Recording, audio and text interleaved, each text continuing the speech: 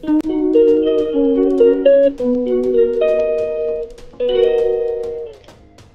qui vont regarder cette vidéo le jour, je vous dis bonjour. Et pour ceux qui vont regarder cette vidéo plutôt en soirée, c'est bonsoir. Aujourd'hui, je vais vous parler d'une chose que vous savez forcément, mais peut-être qui ne vous vient pas directement à l'esprit. Et je vais vous parler d'un cas plus précis qui est le mien. Je vais vous parler un peu de moi.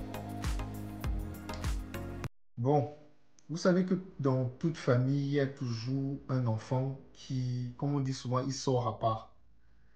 C'est-à-dire quand voilà, les parents décident de faire des enfants, il y a toujours un enfant qui ne se comporte pas de la même façon que les autres à la maison. Généralement, on appelle cet enfant-là, voilà, bon, je vais être un peu cru, hein, l'enfant raté. L'enfant qui fait toujours les bêtises, l'enfant qui ne marche pas comme ses frères. Je sais, quand je dis ça, il y a beaucoup de personnes qui vont se retrouver, il y a beaucoup de personnes qui vont voir ça dans différentes familles. Et je voudrais parler de cela parce que moi, je fais partie de ce cas. Je fais partie de cette catégorie. Pour la petite histoire, je m'appelle Guy Roger Kamgué, ingénieur en informatique. Je suis issu d'une famille de 6 enfants. Il y a avec 4 garçons et 2 filles. À la maison, ce que je remarquais toujours, c'était que quand mes frères étaient... Déjà, j'ai eu des frères toujours trop calmes, toujours posés, des frères vraiment... qui n'attiraient jamais des problèmes. Moi, j'étais ce qu'on appelait l'enfant le plus turbulent. Je me rappelle dans mon tendre enfance que généralement quand je jouais avec des amis et tout, ça m'arrivait même de...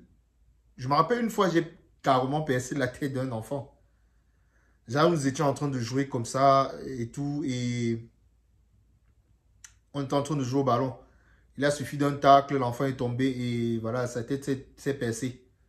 Ce jour-là, franchement, si ma mère n'a pas piqué un AVC, j'ai compris qu'elle avait le cœur assez solide pour me supporter. Plus le temps a passé, maintenant est arrivé le moment de l'adolescence au lycée. J'étais quelqu'un qui aimait beaucoup aller en soirée. Je sortais beaucoup, énormément. J'aimais tout ce qui était snack. J'aimais tout ce qui était les fêtes, les baptêmes, les anniversaires.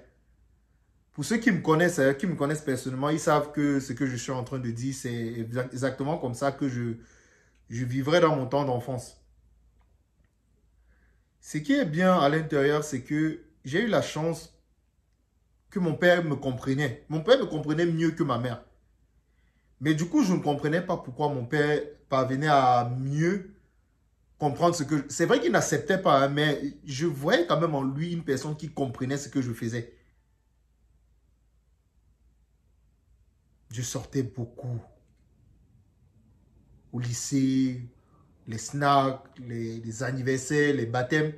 Et mes frères étaient toujours à la maison. Hein. Vous allez voir toujours un enfant qui est toujours dehors. Je rentre, déjà j'étais le plus petit des garçons. Imaginez-vous un seul instant, tout le monde en train de dormir à la maison. Moi, le plus petit, je rentre à la maison à 5 h du matin. Je me mets à sonner. 5 h du matin, je me mets à sonner à la maison. Pendant que tout le monde dort, c'est-à-dire le père, la mère, mes frères et sœurs. Mon frère vient, il ouvre la porte. Comme je disais tout à l'heure, hier soir, je ne me rappelle plus si c'était un anniversaire ou c'était juste une fête comme ça. Je suis sorti. Déjà, même pour sortir, j'étais obligé de ramasser mes affaires, aller chez un ami à côté, m'échanger là-bas, attendre l'heure de la fête et partir. Donc ce jour-là, j'ai eu le même schéma. J'ai ramassé mes affaires, je suis allé chez mon ami qui n'est pas très loin de la maison. Bon, il s'appelle Hans. J'ai récupéré mes affaires et tout, je suis allé chez Hans. Je me suis échangé. Du coup, lui et moi, voilà, nous étions un peu pareils. Nous étions des jeunes qui aimaient beaucoup faire la fête. On aimait sortir, s'amuser. Mais toutefois, sans rien faire de mauvais. Hein. Bon, c'est vrai qu'on buvait de l'alcool, mais on se limitait à ça. Tout ce qui était drogue, tout ce qui était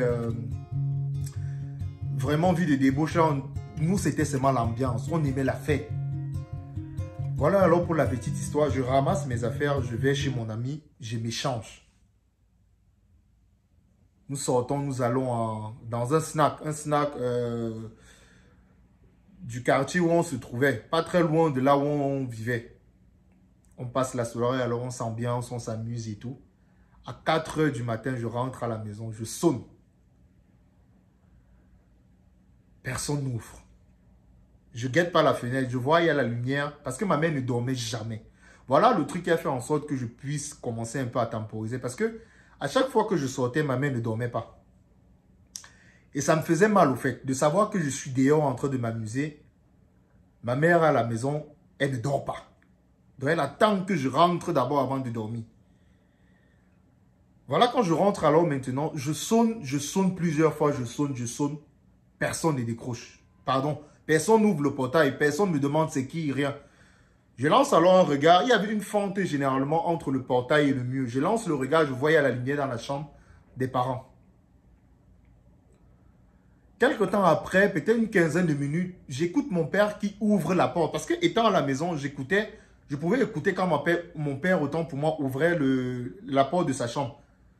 J'écoute comment il ouvre ça brusquement, il va voir mon grand frère, il dit, mais vous ne suivez pas qu'il y a l'enfant dehors depuis qu'il est en train de toquer? Si on l'agresse là-bas. Mon grand frère alors a pété un câble. Mais c'est même quel genre de petit frère que j'ai qui ne peut pas rester à la maison dormir. Et il est là, il empêche les gens de dormir. Et jusqu'à ce que même le père vienne me gronder à cause d'une histoire. Mais c'est quoi ça? Voilà alors, mon grand frère, il vient, il ouvre le portail. Étant tout fâché, il me lance la main. Ça me touche. Je ne réagis pas parce que je savais que j'étais en tort. Je ne réagis même pas. J'entre maintenant à la maison, je me couche. Bon, mon père, il voyageait. Hein. C'était quelqu'un qui voyageait beaucoup. Il travaillait du côté de Bamenda, pour ceux qui savent. Donc, du coup, il rentrait à la maison le week-end et en début de semaine, il allait travailler à Bamenda. Et je suis rentré comme ça. C'était je suis allé fêter un dimanche. Je suis rentré à la maison un lundi. Donc, je sonne comme ça un lundi quand mon père était déjà sur le point de sortir hein, pour aller en mission et tout. Voilà, alors maintenant, le moment de sortir, quand mon père, généralement, il sortait, il donnait l'argent de semaine à tout le monde. C'est-à-dire, il appelait tout le monde au salon. Il dit, par exemple, toi, voilà l'argent de semaine, ainsi de suite, ainsi de suite. Voilà l'argent de beignet et tout. Je vous assure que ce que je vais vous dire, vous allez croire que c'est du miracle. Je vous assure. Ce jour, mon père, alors le moment de sortie, il appelle mes deux sœurs.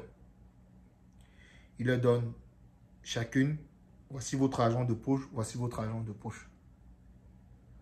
Mes grands frères, alors comme ils ont suivi comment mon père avait appelé mes deux sœurs, ils se mettent aussi au salon. Les quatre autres, les trois autres, ils se mettent au salon. Mon père dit que comme vous avez laissé votre petit frère devant le portail, toute la nuit, il a sonné, vous n'avez pas ouvert le portail, je ne vous donnerai rien du tout.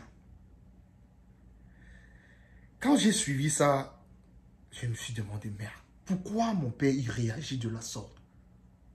Pourquoi mon père peut priver mes frères d'argent de poche alors que c'est moi le fautif? C'est moi qui devais rester à la maison dormir. Et c'est moi qui devais empêcher qu'il y ait ces problèmes qui sont survenus. Et je vous dis même pas. Quand il fait comme ça, mon père m'appelle. J'étais couché là dans la chambre, j'étais en train de dormir, de vouloir déjà me reposer parce que j'ai une soirée agitée. Mon père, il m'appelle étant dans la chambre. Guy, viens, Guy, viens. J'arrive là maintenant, mon père sort l'argent de la semaine, il me donne. Vous vous rappelez que je viens de vous dire tout à l'heure que mes grands frères, mes trois grands frères n'ont rien eu. On a dit qu'on ne leur donne pas parce qu'ils ont tardé à m'ouvrir le portail. Là, j'arrive maintenant, mon père sort l'argent, il me donne. Mon grand frère reste comme ça. Il était tellement fin. Donc, vous voyez dans son regard, il ne comprend pas ce qui se passe. Plus tard, les choses ont évolué comme elles ont évolué. Grâce à Dieu, j'ai pu avoir une situation plutôt stable, plutôt intéressante. Et aujourd'hui, je continue à vivre ma petite vie. Et aussi avec cette même vision de vie, hein, profiter de la vie, profiter des bienfaits et tout. Et quand je discute au fait, quand j'ai commencé à avoir une certaine indépendance financière, c'est-à-dire je ne dépendais plus de mon père et tout, et qu'on a commencé à discuter vraiment comme deux adultes, c'est à ce moment-là que j'ai compris que mon père, au fait, dans son enfance aussi, il était comme moi. Je ne vais pas dire nettement comme moi, mais il se retrouvait en moi. Chose que je ne pouvais jamais imaginer étant jeune. Et c'est quelque chose qui m'a tellement, tellement marqué. Tellement. C'est une façon de vous dire que dans les familles,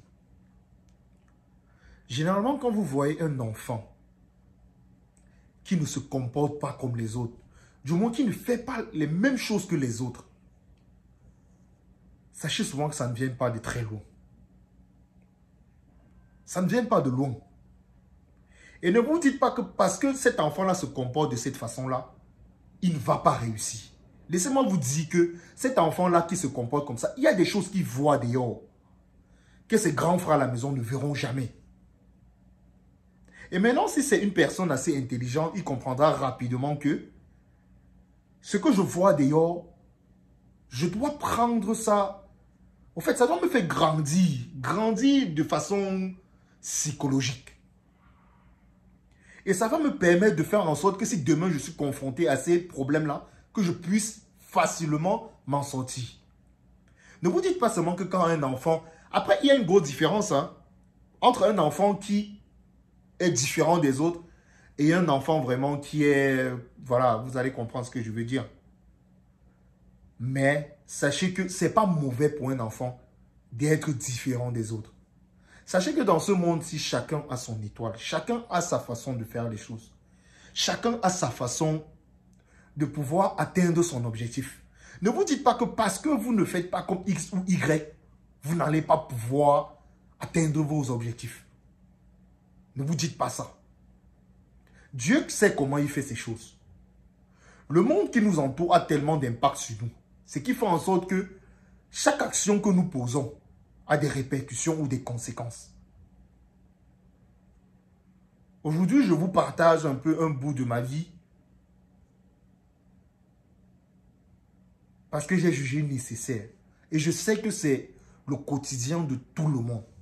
Peut-être ce n'est pas toi forcément la personne qui est différente dans la famille. Mais peut-être ça peut être toi la personne qui regarde cette personne différente-là d'un autre œil.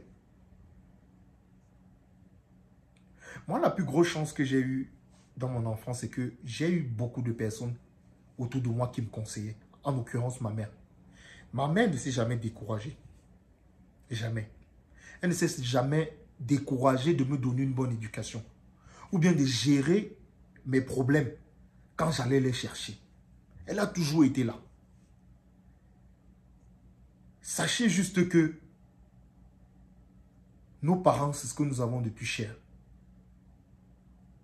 Et aussi, ce n'est pas parce qu'une personne ne fait pas comme vous. Forcément, il ne se comporte pas de la même façon que vous. Qu'il ne fait pas les choses comme il faut. Jusqu'à aujourd'hui, personne ne peut dire exactement le prototype parfait de l'homme. Personne. Personne ne peut nous dire de façon claire ce que Dieu attend de tout un chacun. Personne ne peut le faire. Parce que chacun sera jugé en fonction de ce qu'il a eu à faire sur cette terre. Ne te dis jamais que parce que toi, tu te comportes de cette façon, il faudrait forcément que celui qui soit à côté de toi fasse la même chose. Ne te dis jamais cela. Parce que tu ne connais pas, comme on dit chez nous, tu ne connais pas le caillou qui tue l'oiseau. Tu ne connais pas. Bon, nous arrivons au terme de cette vidéo. J'espère que ça a pu lever un certain point d'ombre chez les personnes qui regarderont. N'hésitez pas surtout à partager. Partagez autour de vous. Peut-être ça pourra aider ou sensibiliser des gens qui sont un peu comme moi. Ou bien permettre à d'autres personnes de mieux comprendre ceux qui ne sont pas comme eux. N'hésitez pas à partager, à liker. Et sachez que moi, je serai toujours là pour vous partager un peu ma petite expérience. Parce que vous savez, on apprend de tout le monde. Et vraiment, pour ceux qui ont une personne autour d'eux, dans ce cas-là, Sachez juste que Dieu sait comment il fait ces choses. Vous n'êtes le maître ou le juge de personne. Le seul moment où on est lié à quelqu'un dans ce monde-ci, c'est quand on est dans le ventre de notre maman. Après ça, Dieu te laisse à ton propre sort. C'était un plaisir de passer ces quelques temps avec vous. Et je vous dis à très bientôt pour une autre vidéo. On est ensemble.